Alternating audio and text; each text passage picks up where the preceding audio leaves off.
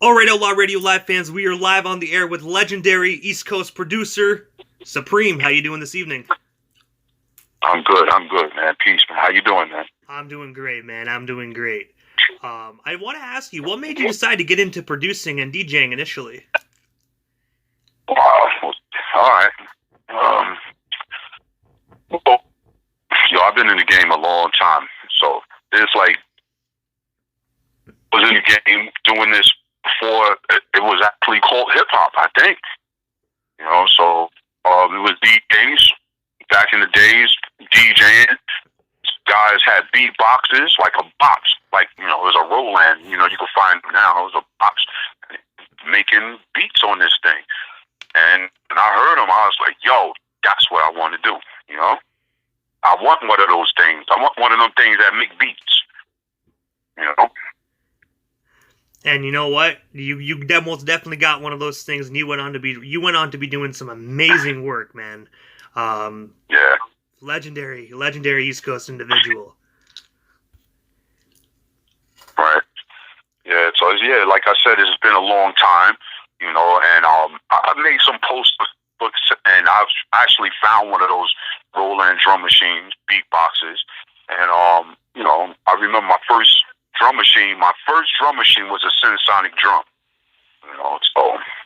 and a cat VL tone keyboard, and I was making beats on that. And then outside, in the summer, they would be DJing outside, bring my Sensonic drum, Casio keyboard, show it to the DJ. They're like, go ahead. And I would make beats and play the keyboard, get a rapper to rhyme to it, and we was just doing it in the man. And I also noticed that your name, you also go by the name Supreme Court. I have to ask you, how did you get that alternative name? All right, so that name came from being part of the Sons of Man. So I'm producer for the Sons of Man, and this is actually before they even became the Sons of Man. So it was all together doing our thing. So all of a sudden, people started coming with their names. Hellraiser came up with Hellraiser. Before that, he was on Rated X. So people started changing their names, and I'm like looking at myself. My name before Supreme Court was Su-Preme the Mechanic. So I wanted to, update my name. So I just said, damn, we the crew, we this, and I just came up with Supreme Court. Really, really that simple. But before Supreme Court, I was Supreme Mechanic, because I went to school for mechanical engineering. So I was Supreme the Mechanic. I make beats. You know what I'm saying? And also, when you mentioned Sons of Man, you were the primary producer, and I have to ask you, what was that experience like working with them, and how did you guys get connected? What's the story behind that? Okay, so I lived in Red Hook. I live in Brooklyn, New York, and the project's Red Hook. That's in New York, Brooklyn, and I'm a producer. I was already producing, doing music and all of that, and producer for the kids and people inside in the neighborhood. So here goes Shabazz. Shabazz was always coming to my house. Hellraiser was always coming to my house, and we was actually at the time we had a group we were called Mob. So it was Hellraiser, Shabazz, Seventh Ambassador. We had two girls, Plachette, Cherie. Cherie was a singer, like you would hear Blue Raspberry singing on one of RZA's tracks. We had a girl named Cherie. We had a female artist named Plachette, and then also we had a whole bunch of other. So basically, I was the guy. You come to my house, we making music in my house. But that crew, Mad Mob, was really the ones who had the most skill out of the other guys, the other people in the projects. So we was doing our thing, and I think it was Shabazz's cousin. Now, Freestyle he actually finally got down. What was the group he got down with? I'm forgetting right now. But Freestyle was doing something with RZA's brother, Divine, trying to get the deal. And he basically was like, yo, I know these guys in Staten Island, and they doing the same thing y'all doing, making music and doing demos and all that. And we basically went over to Staten Island to see, who he was talking about. And it was RZA. It was Wu-Tang. And it was in the very, very beginning. So we met them, and right at that time, they was getting ready to release their Protect Your Neck. And they released it. They started doing doing his thing, and we started hanging with them. Did you ever have the opportunity to ever produce anything for like the immediate Wu-Tang, like Method Man, Ghostface Killer, No, any of those individuals? nah, I didn't. No, because what it was, so by the time they dropped uh, their first single, right? Yeah. They dropped their first single. When they dropped that, it took off so fast. It took off so fast, and they started doing all of their songs and started working on their album. And there was so many extra artists around. So I'm coming from Brooklyn to hanging out with dudes in Staten Island. I got a team. My team consists of about 5 different artists, And then, you had the Grave Digger there. You had so many different groups. You had Rose family was around. There's a lot of people. So at the time, man, we was basically trying to just concentrating on ourselves. And RZA was concentrating on his groups, So it was like, we formed our own group. It was just the Sonz of Man, and we was just trying to get our thing happening within the Wu-Tang camp, So I didn't really have time to do anything for RZA and for the immediate Wu family, because we was just trying to, like, oh shit, it's taking off. The ship is leaving port. Let's do an album. Let's make songs. So we was making our own songs and doing our own thing, and then presenting it to RZA, to they camp. Like, look, this is what we doing. And as we already know, like, you are affiliated with the Wu-Tang Clan. Can you tell us a bit more about that affiliation? And did you have the privilege of working with anyone else in the Wu-Tang affiliates other than Sonz of Man? Well, listen, when we was in the studio, I was in the studio when Gravedigger's album was being made. So of course I touched the boards. Of course I decided on, like, that sample don't work, don't help him with the mixes and whatever. My opinion, was valuable. That also was with almost every Wu album that came out at the time. The first Wu-Tang album to come out, then the Gravediggers album, Meth album, Dirties. We out in the studio during all of those albums. So when RZA would make a beat or anybody make a beat, they would ask for opinions. Preme, how does it sound? Oh, all right. I'm sitting at the board. I might listen and to mute a snare drum. I might, turn up the bass with something, or level something on the boards just to make the beat sound better. Sometimes they kept it, sometimes they didn't. And also, as you mentioned earlier, oh, sorry about that. Sorry, Su-Preme. Go ahead. Okay, I was going to say, as we already know, you're associated with Shabazz as well. But I have to ask you, what was it like actually working on his solo project together? Because I know that you actually helped produce his solo record. Right.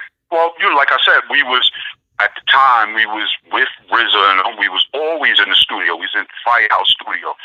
So during the times that RZA was working on his albums, on a Gravedigger album, on a Meth album, on whoever's album, during that time, let's just say they doing one of the first Gravediggers album. During that time, they worked, and they might take a break. They done did maybe 2 or 3 songs. RZA was booking like 24 hours at a time, maybe 2 or 3 days at a time. Right in the middle of that session, he might like, Preme, I have my drum machine there. And he like, Preme, yeah, man, do a song. Work with your group right now. So I just load up a beat, let the beat play. Bash, get on the mic. Hellraiser, dead. And so that's how we was doing it. So, and plus with Bash, that was my personal artist. My artist, we worked together. We from Red Hook, so that was a normal thing for us to be together all the time. He in the same projects. So in the morning, in the afternoon, he get up, he come to my house, and we sit around and just work on songs. We was brothers. We called each other brothers. He in the house all night long. And if RZA didn't call, we in the crib. If he calls, we in the studio. And that's how it went for a couple of years. And I have to ask, do you two have any up and coming projects together? Yeah. Listen. We would act. working on a project just recently too, right? We was gonna do an album because we finally got together. It was like, look, man, we never made an album, because of business, and we started going our own ways. We was gonna do an album, but we didn't do it because life kind of gets in the way, But I've made about maybe 20 beats, and they sitting right now in my drum machine waiting on Shabazz. And he's been to the crib, been to my house and studio, and we sit, listen to the beats, go over ideas for the songs. But either something comes up with him in his life, or something come up with mine, and it's just life gets in the way. Well, hopefully down the road, you guys can get together, and actually make some music. Right. That's the plan. That's the plan. And you were also a producer at Get Right Music. I have to ask you, what's the story behind that? Oh, Get Right Music. Well, that's actually, Right Music is my personal label, and my own thing. So that's basically what it is. It's just my label. Get Right. I got PC on the label. I got Automatic Greatness, which I did 2 albums with Automatic Greatness. We actually got the 3rd album is done. Got a couple of artists on it. We got Truck Turner on it. We got Funk Master Wizard Wiz on it. We got one artist from Killer on the album, and it's something that I do just for enjoyment, so it ain't a real big money thing. It's just putting out music that I like, so it's my own thing. That's pretty cool. Is there any future plans for your label at all, or are you just going to keep doing the same thing that you're currently doing? Well, yeah, right. So, like I said, I finished my third album, me and Automatic Greatness. Got the covers done. The album is done. We was going to drop it last month, but then this coronavirus thing happened, and so we've been holding up on it, trying to figure out what the hell we going to do with this coronavirus thing.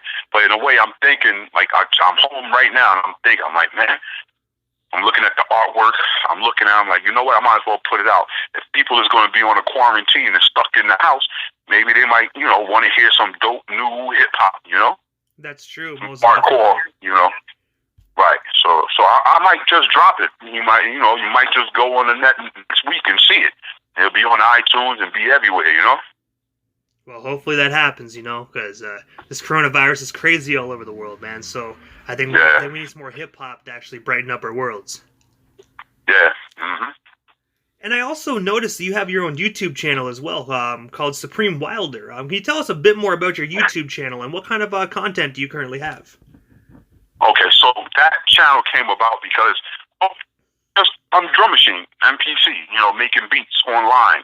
So it's been there. I think the first video, if I remember correctly, came out 2008. So that happened from my son, actually. He was like, yo, Dad, check out this dude. He make a beat with an MPC. He's online making a beat. But he's making it. He's smoking a blunt. He's doing something. And I'm looking out like, yo, what is this guy doing? He ain't showing us nothing. And that really right then made me say, oh, you know what? I'm going to make a video, but I'm going to teach people how to make boom bap beats, how to use an MPC, how to use whatever equipment it is, how to do it, or how I do it, how to do the classic boom bap, the classic Wu-Tang sound, classic hip-hop sound, or, like that. And basically just trying to help people, because I kept seeing on different forums, MPC forums, where people was always asking all these questions, how to do X, Y, and Z on the MPC, and it was simple things, because I've been doing it so long. It's like, oh, what, you don't know how to do that? Oh, all right. So I made videos basically showing how to do, how to use an MPC. And I did my first one, and then people started, looking at it. The views was going up. I was like, wow. And I just kept on. Then I eventually asked a question saying, yo, would you guys be interested in buying a DVD? And a whole bunch of people started, yes. And so I made, Su-Preme the Beatmaker, volume 1, 2, 3, 4 is 4, Su-Preme the Beatmaker volumes.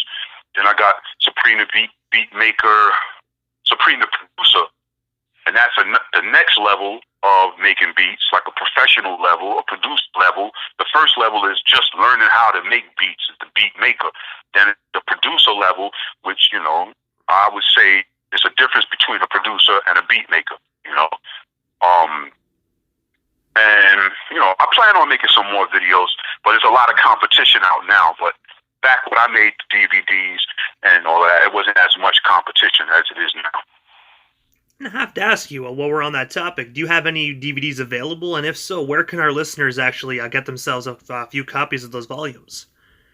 Oh, all right. So that, you know, you know, if you go on to YouTube, you can just do you can do a search right on Google, Su-Preme the Beatmaker, and you'll find me. On YouTube, like you mentioned, I'm Su-Preme Wilder on YouTube. I have a website where I sell the DVDs. It's www.cyclops.com. That's SYKLOPZ.com. Like Cyclops, the one-eyed Cyclops, but I spell it different. You know, I spell it SYKLOPZ.com. So anybody that's listening, make sure you get some of them DVDs. You know, learn from the best. Learn from Su-Preme. And also, I noticed on your YouTube as well, you actually did a movie called the Get Right movie. Can you tell us a bit more about that movie and what inspired you to make a movie based upon your label? Oh, okay. So, just hanging around dudes. I had one day, you know, the video, making music videos. I wanted to get into the music video thing. So, I happened to buy a professional video camera. And after buying the camera, I'm like, what I'm going to do with this thing? You know, I made a couple of music videos. I ran into some guys making a movie, and I rolled with them. We did the movie called Smooth the Game is Dead. When we produced that in New Jersey, Tretch was in it. Stars was in it. And after we finished that movie, getting that experience of working with these guys in New Jersey for like 3 years, really good dudes, and then I was like, you know what? I could make my own movie, and I just basically called some friends up. So the actors in the movie is all family and friends. I didn't do no casting call or anything like that, and I just found dudes who you know that had free time and was willing to commit to a couple of months. I wrote a script. And it's fictional, you know, and it's a fictional story that it always was in my mind. Like, you know, I'm this guy is gonna do a stick up a robbery, get money. Two dudes, one needs want to get money and be a gangster. I want to get money so he can buy equipment to make music so he can become famous, you know. And it's just a story, fictional, like I said, and it was always in my head, and I got a chance to do it, so I did it. And is that movie available on DVD as well, on your website as well? Yes, it's on my website. It's for sale, but it's cool.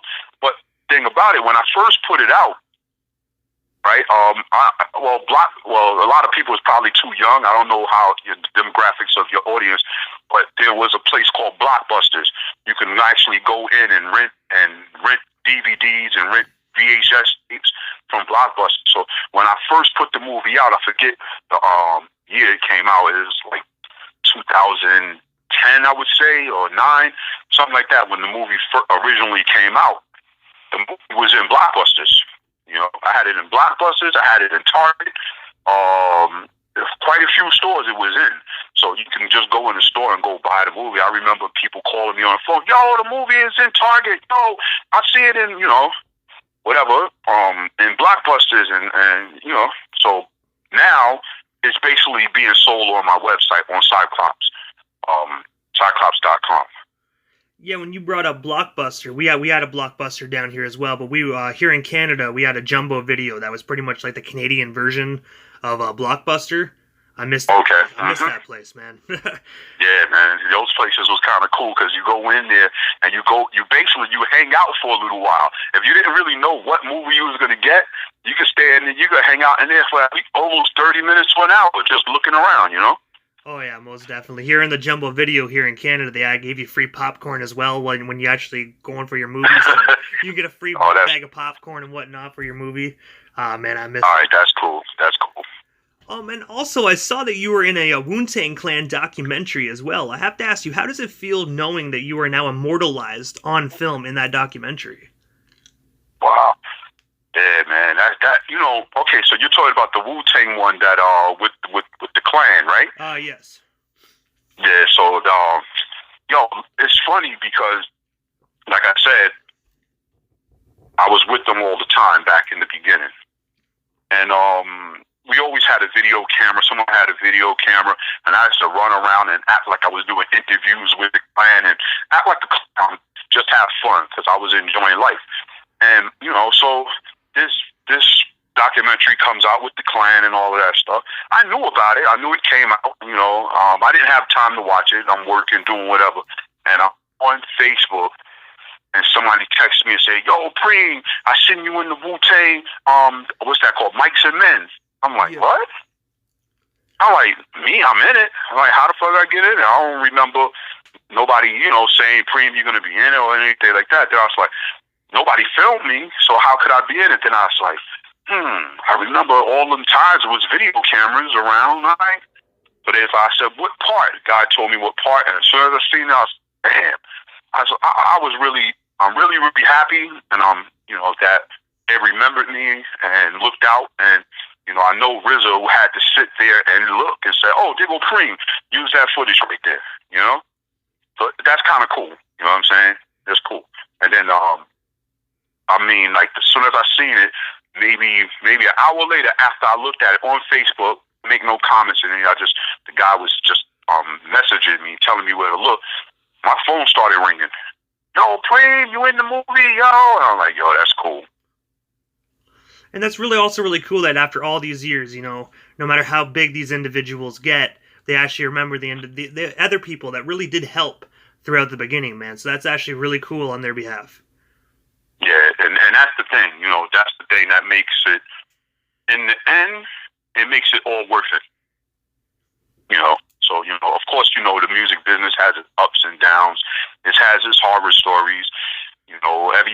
People even like me will say, "Oh man, I'm supposed to be rich. I'm supposed to get a whole lot of money." Oh, whatever, like that. But in the end, when you see something like that, a documentary with this famous group that known worldwide, and they still remember me, Su-Preme, and put me in it. I know they are looking. I know Rizzo look and say, "Wait till Supreme see that. Wait till he see that." You know what I'm saying? So that makes me want to go. And I can't. I haven't seen Rizzo in years. So when I do see him, I'm gonna give him a hug. Like, "Yo, thanks, Rizzo. Good looking." And that's all the payment in the world, right there. Oh, I most definitely agree, man. It's always good to be recognized. Right. I also saw a post on your Facebook where you were on a movie set in Brooklyn back in April of last year. Can you tell us a bit more about that movie and what was it like actually being on the other side of the camera? All right, so that's really strange. Well, that movie is Risen. That's Hellraiser's movie. Oh. The documentary. That's what that is. Yeah. So we was doing Hellraiser's documentary at that time, and the documentary is out right now, right? On Amazon. I actually did not know it was out. I'm gonna have to check that out. Actually, yeah. I just bought Prime the other day, so it worked out perfectly. Yeah, so it's Risen. Risen. What's the name? Is Sharon? It's Risen. Sharon Hellraiser Smith. That's the name of. That's it. So if you look it up, and I've been posting it for the longest on. And everybody is in it, Papa Wu in it, I'm in it. So yeah, that what you seen was them filming. We was filming at the time. Oh, nice. Yeah. So everybody that's listening, make sure you guys check that out. Yeah. So yeah, it was strange. It was strange them filming me and me not filming myself or me filming somebody else, and I had to do the talking and everything. And I'm happy that happened because it tells Hellraiser's story, which Hellraiser's story is my story. So, and it's a Red Hook story. It's a Brooklyn story. And I was a part of that, and I'm happy that happened too. So I have to ask you, Su-Preme, what's next for you, other than the work you're doing with Get Right Records? What's next for you?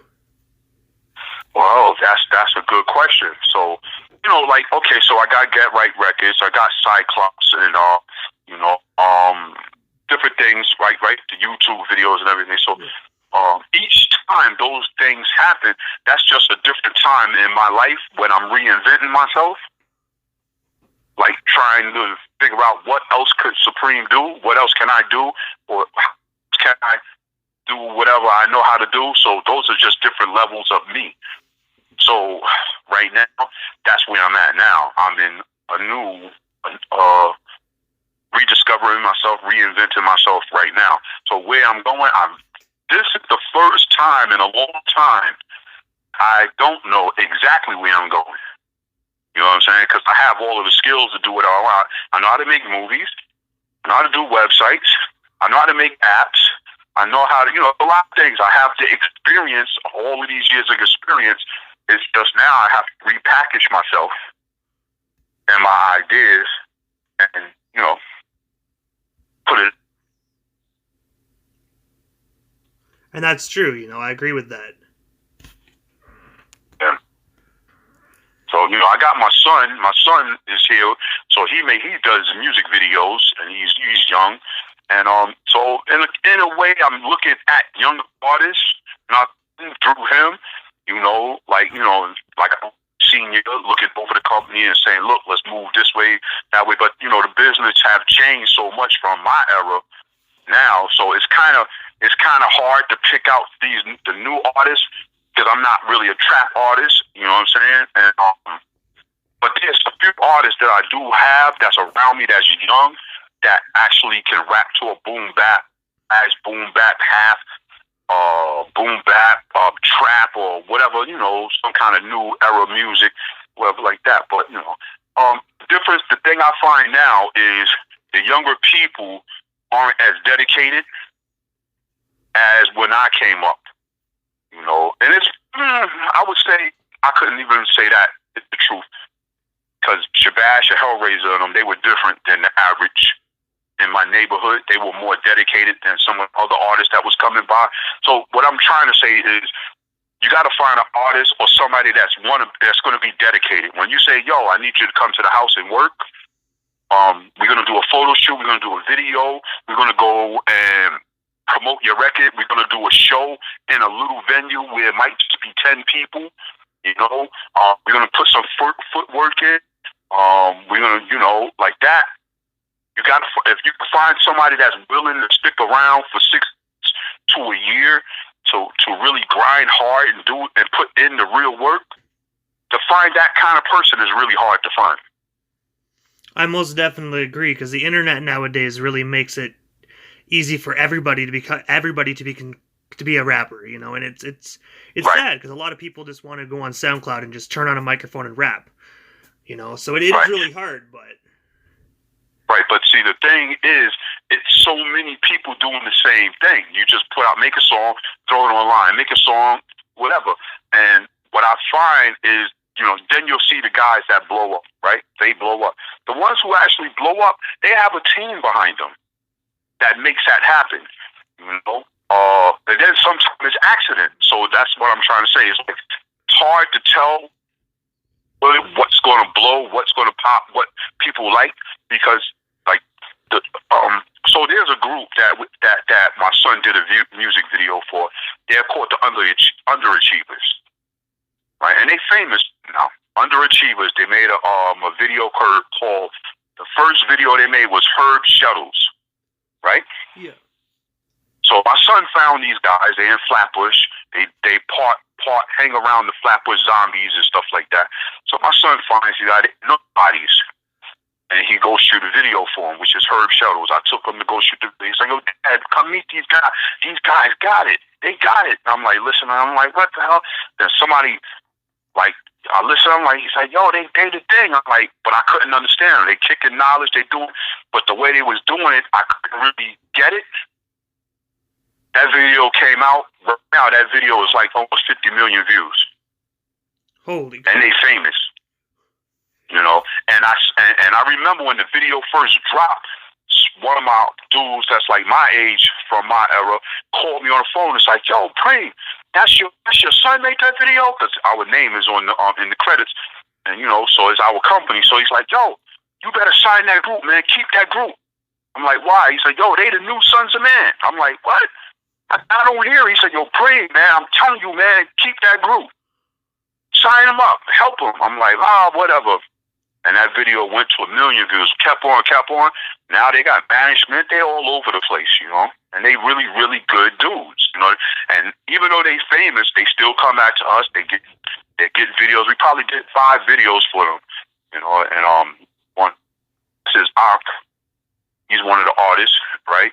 And he was here just the other day, man. He just came back from overseas on tour with Kendrick Lamar and all of them guys. He's with all of them. And he come in the crib, hey, Dad, call me Pops. Yo, Pops. I'm like, damn, what's up? But they did it, you know what I'm saying? So what I'm trying to say is I'm a little old and older cat, and it's kind of hard for me to figure out who's that new dude, Most definitely understandable, but at least they're coming back, they're coming back to their roots. They realize who helped them actually get to where they're at, without that music video that you and your son did, who knows, they might not be at 50 million views. They might not have been in Europe, so at least they're coming back to their roots and still showing love. Right, and they actually say that too. When they come by, they always say, like, yo, man, y'all came by and did the video. We was nobodies. Nobody knew who we were. Never had a video and never put out a song before. So that's kind of cool, And even with them guys, we was doing, I don't know if you heard of Troy Ave, right? Yes, yeah. Yeah, Troy Ave, he was coming to our house during the same time. Troy Ave, on his way coming up before the gun shoot and stuff, he was in my house all the time. We did the Red Cup video for him. We did another video with Lloyd Banks in it. We did quite a few videos for Troy Ave, on his way ready. He did get his deal, talking to 50, and he was in my house the day he went to that club. And he's like, yo, he was telling my son, let's go. I'm going to bring the camera and film. My son was tired. He's like, I don't feel like going, whatever. And next minute, turn on the news, Troy Ave is on the news. And I'm like, damn. Sad, man. You know what I mean? How quickly that stuff can happen. Yeah, man. So, and even after, when he got out of jail and all of that was, like the second day he was out, he came right over here in a Maserati. Came to my house. My son go outside, talk to him. Boom, news. Somebody tried to shoot him again in the car, right here in Brooklyn. So, it's the thing. I'm still in the game. I'm still around. I'm not trying, but it's a funny game. It's a different game, Most definitely agreed. Mm-hmm. So I have to ask you, Su-Preme, this is the time in the interview that I give a chance for the individual that comes on the show, just a chance to give shout-outs to whomever they want to give shout-outs to, and also your social media handles. That way our listeners can follow you and check you out if they're not already doing so. All right. Well, I want to just give a shout-out to Outlaw Radio right now, man, for even considering me and hooking me up, and DJ Immortal. Yo, I just want to give first, that's who I got to give a shout-out to, man. All right. I appreciate you, man. Thank you. And and that's real cool that there's real people out there that still remember the pioneers, the people who made this hip hop thing what it is, and they still reach out to them. So I'm, I really appreciate you giving me a call and giving me a chance to be on your show. All right. Thank you, man. Honestly, I look at it as my show is where real hip-hop lives, man. You got to think about the individuals that came first, people that paved the way for other individuals. So it's an absolute pleasure for me to have you on. All right, that's cool. So I want to give a shout-out. I got to give out shout-out to Wu-Tang. Wu-Tang, that's what it is, man. They doing their thing, and I'm really, really happy that they all still doing it and grinding, making movies. And it turned from music to documentaries to movies, and and give a shout out to my man Shabash, Hellraiser. Yo, everybody, y'all heard it? Hellraiser, Risen. The documentary is out right now. I'm in it. Papa Wu, RZA is in it. Timbo King, Killer Priest. Yo, you got to see that movie, man. It's very inspirational. You're going to be in tears when you watch it, man. And you're going to see Hellraiser he's risen. He's back. You know what I'm saying? From an aneurysm. So it tells his story. That's what the story is about. Hellraiser's basically rise and fall, and then he's rising back up again. A shout out to the whole Sonz of Man crew, Prodigal Son, Killer Priest, 62nd. All right. The 7th Ambassador, who I'm forgetting. I hope I ain't forgetting nobody. You know what I'm saying? Oh. And Brooklyn. I got to shout out Brooklyn. That's where I'm from, man. What up? Yo, I know Shabar is out there somewhere. If he hear me, boom, we get together. Rose family, Shabar. That's about it, man. Do you want to give your social media handles while we still have you on here? All right, yo, I'm just Su-Preme, man. Su-Preme 77G. Right? So if you put in Su-Preme 77, the letter G on a search, you'll find me, man. All right? All kind of stuff. My videos will pop up, my YouTube videos. I'm Preme Wilder on YouTube. I'm Preme Wilder. Right?